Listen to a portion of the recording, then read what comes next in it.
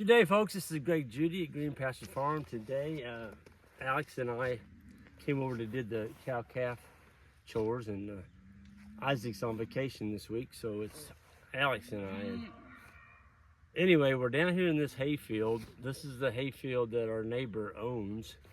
It's about a 30-acre bottom right here, and it was all cut and baled. It was sometime around I think around the 1st of June last year. We had a pretty wet May and just couldn't get in here and do anything. But he got it put up right. The hay was cured good, had a good color, good smell. It wasn't overly mature. It had a lot of leaf in it. And we could tell when we started feeding it, the cows really did a good job on it. We didn't lose any body condition. They seemed to eat it fairly well. And it's kind of funny, we had, I don't know, around 20, let's say 26 old bales left from last year. And Alex was telling me, of course I wasn't here, I was doing the bulls most of the winter, but they would feed an old bale that was 2 years old with the new bale. And he said they would pull off the new hay and go to the old hay.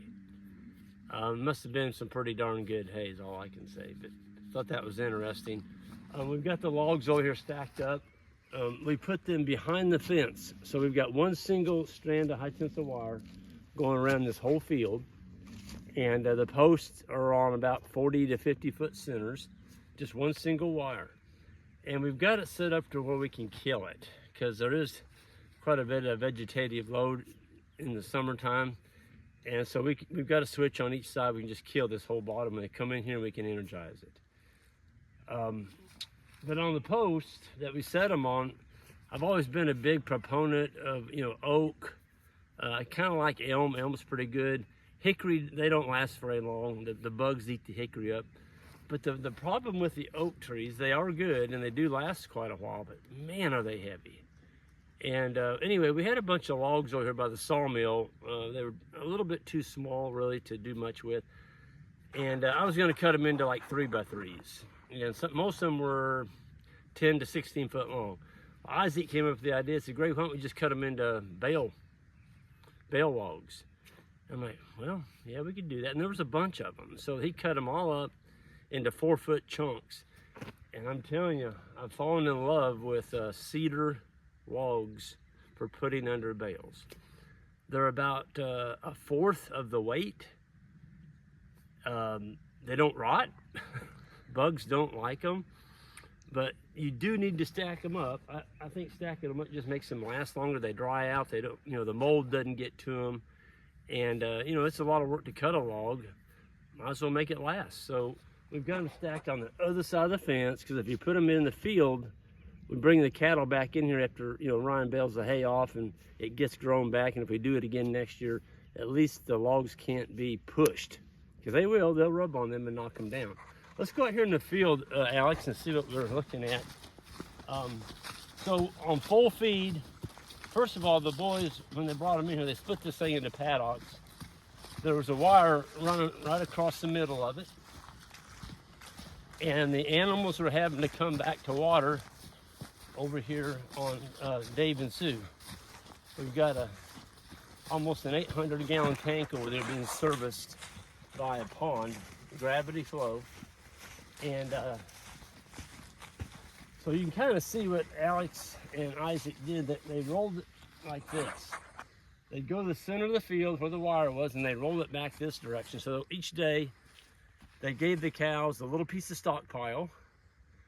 And because it was really dry this fall, we didn't grow a lot of stockpile. We had some, but it wasn't like that. And in a normal year, we'd have probably had, more like that. But it wasn't a normal year. We just didn't get any rain in the fall. So the boys unrolled the hay, gave them a piece of stockpile, and there was 2 or 3 big groups of broom sedge out here. And we're gonna kind of keep walking this way. I can still see remnants of this little ugly head sticking up out here. Broom sedge is kind of has a reddish color to it. So it's real easy to differentiate broom sedge from, let's say, fescue or orchard grass or, any of the other type, brome. we're just gonna keep walking. I wanna show you the impact that these young men put on the broom sedge. Folks, one thing I've learned over the years is if you've got a lot of broom sedge, which most people do in the Midwest.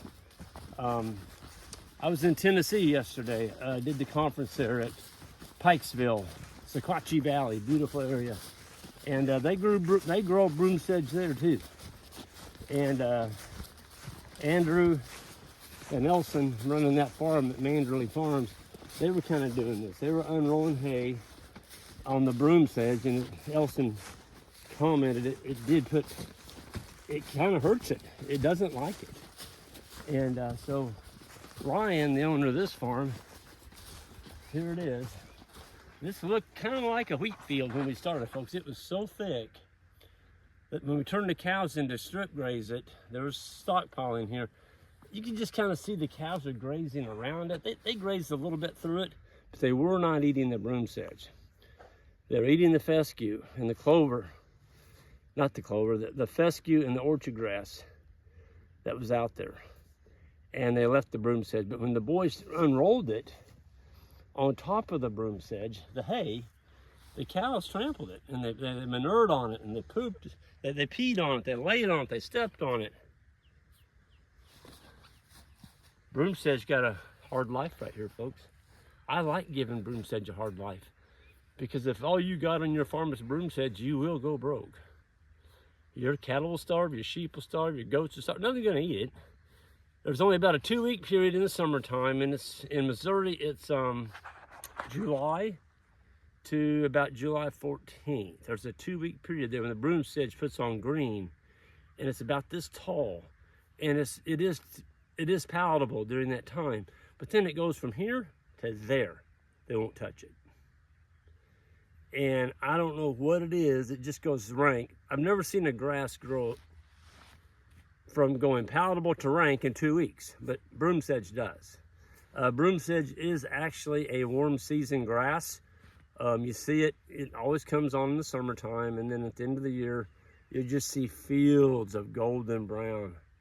And I look at that and I'm like, man, folks, to fix it, it costs a lot of money. If you're gonna bring in the fertility, you gotta put the fertilizer down, you gotta put the lime down, and then it takes years to get rid of it. So this is a more economical way. You're gonna feed your animals anyway.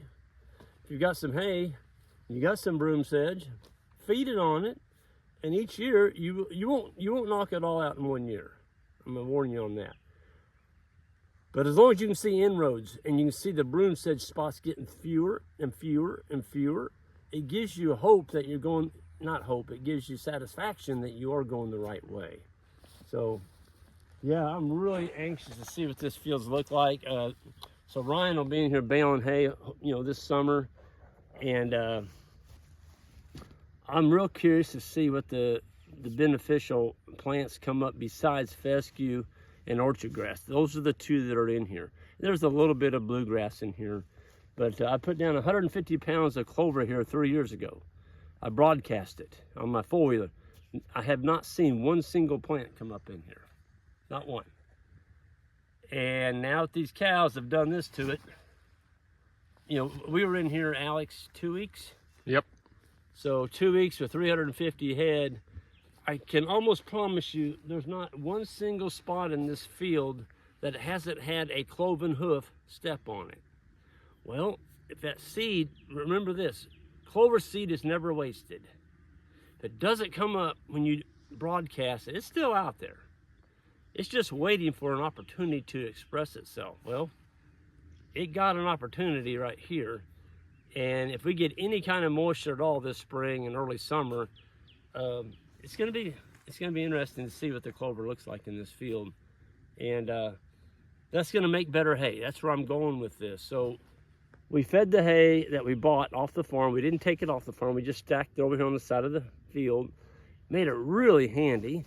And then the boys put in a creek crossing down here, or a limited water access. So the cattle could go down and stand on the rocks, really rocky down there. Stand on the rocks, and there's a riffle, big wide riffle of nice water coming through. So they watered them on that side of the bottom from the water point, creek, and on this side we had a tank. So it really worked good. And I wanted to go ahead and talk a little bit about pugging.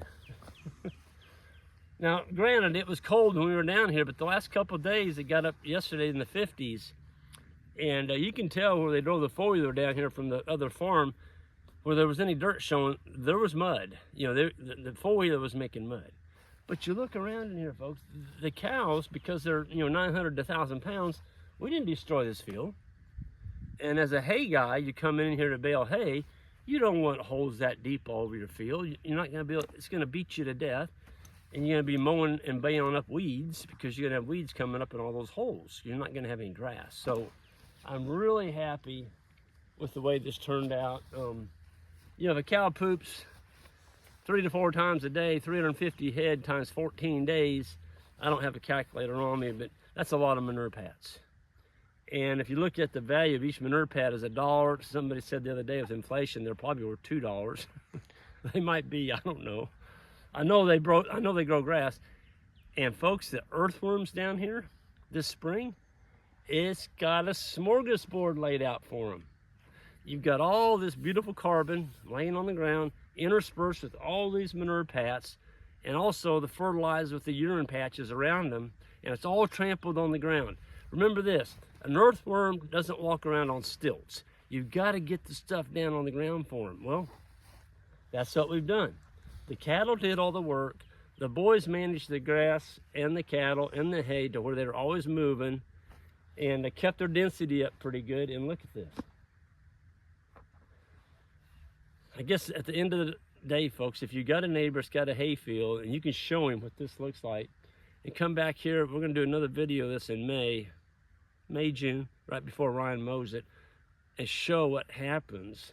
I'm guessing Ryan's fertilizer bill can be less this year. With all the manure pads out here, I'm not sure you even need to put any fertilizer down. But, he's the owner, and he may put a little bit down, because he is baling hay off. He wants to get as many bales as he can, because that's money. That's his income, is getting bales. He's getting paid by bales. So I guess where I'm going with that is, if you can get bales by using cattle to fertilize it and not have to go spend $8,000 to $20,000 in chemical fertilizer costs, all of a sudden your hay got a lot more profit. Keep a lot more of it in your back pocket. So anyway, just something to think about. Folks, I'm gonna get out of here. Alex and I got some paddocks to put up this morning, and we'll see you all down the road. Take care.